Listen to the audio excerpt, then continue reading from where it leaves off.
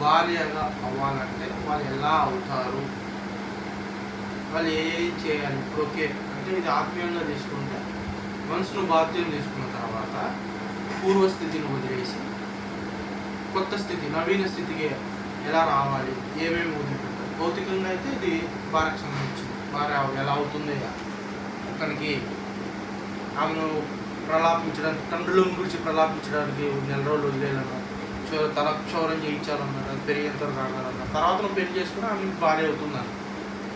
So భౌతికంగా ఇలా అవుతుంది భార్య. ఆత్మీయంగా మనం పూర్వస్థితిని వదిలేసి ఆత్మీయమైన సున్నతి పొంది నవీన స్థితిలోకి వస్తేనే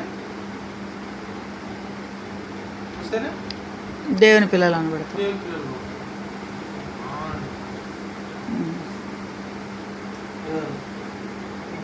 తండ్రి క్లారిటీ లేదు, యేసు ప్రభు క్లారిటీ లేదు, పరిశుద్ధాత్మ దేవుడు క్లారిటీ.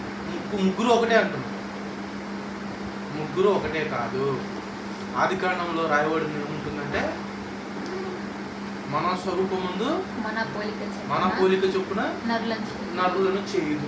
మన అంటే ప్లూరల్, అంటే తండ్రి అయిన దేవుడు, ప్రభు అయిన యేసుక్రీస్తు వారు, పరిశుద్ధాత్మ దేవుడు ఒకటే కాదు. వారి దైవత్వము, వారి లక్షణాలు ఒకటే, కానీ ముగ్గురు ఒకటి కాదు. సిమిలర్, డిఫరెంట్ పర్సనాలిటీస్, ఒకటే కాదు. కాబట్టి అక్కడ మన నా స్వరూపమందు నా పోలిక చెప్పిన అనొచ్చు కదా. ముగ్గురు ఒకటే, వేరు వేరు వ్యక్తులు కాబట్టి మన స్వరూపమందు మన పోలిక చెప్పిన అనొచ్చు.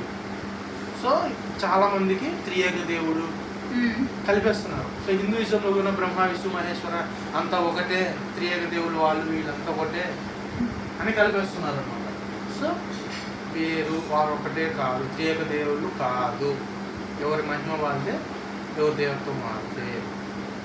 అర్థం